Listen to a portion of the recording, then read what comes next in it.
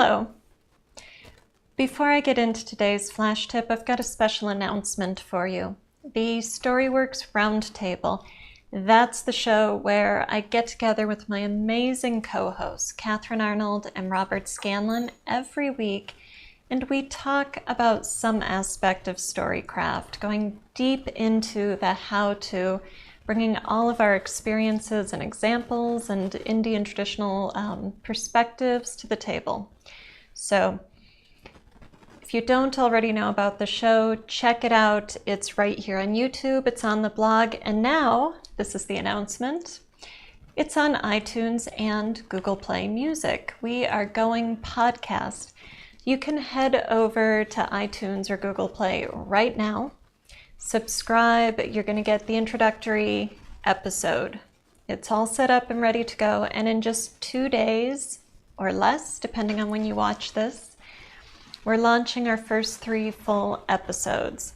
So head over to your podcast app, subscribe, and Thursday morning when you wake up, you're going to have 3 new audio Storyworks roundtables that you can listen to while you jog or drive or feed the cat or whatever you do. Thanks so much, and here comes your flash tip.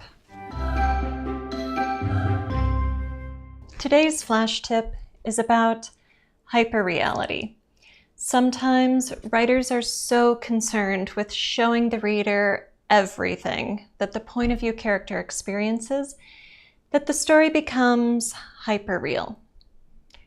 And that's bad. Fiction is not life. Fiction is art, and therefore it's full of artifice. We don't want to read about every single moment in your character's day, any more than we want to hear about every single moment in your day. Just the good parts, please. A less obvious form of the hyperreal is found in traveling chapters. That's when you need to show the reader that the protagonist covered some ground. This might be metaphorical ground, like door knocking or filling out paperwork, or it might be literal ground, or it might be literal ground, like driving from Michigan to Colorado. Even when you need the reader to understand that the character fulfilled certain duties, made certain logical connections, or traveled certain ground, you only want to show enough of it on the page to make your point, and then get on with the good stuff. Fortunately, there are ways we writers can avoid hyperreality in our fiction. First, step back from that point of view character and use your narrator. Employ narrative exposition to show the necessary movement and use summary to speed things up. Don't forget, your narrator has superpowers. She can fold time and space, effectively cutting out the boring parts.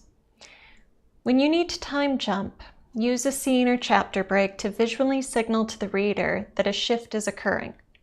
Nobody will ask how Jason got from his home in Ann Arbor to his parents' house in Denver, so long as you set it up before the narrative jump.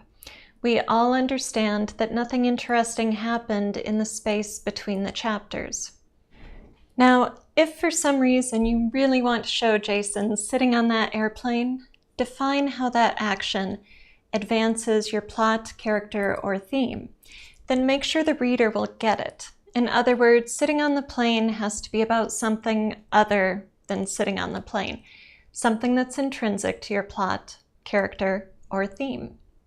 How do you do that? How can you make sitting on a plane about something else? Well, just make something else happen while Jason is sitting on the plane, something interesting. If you can't make that traveling scene about more than traveling, cut it. Use a quick summary to let the reader know Jason flew, and then get on with the action. That's it for today's flash tip. Thank you so much for watching. Have a great writing day.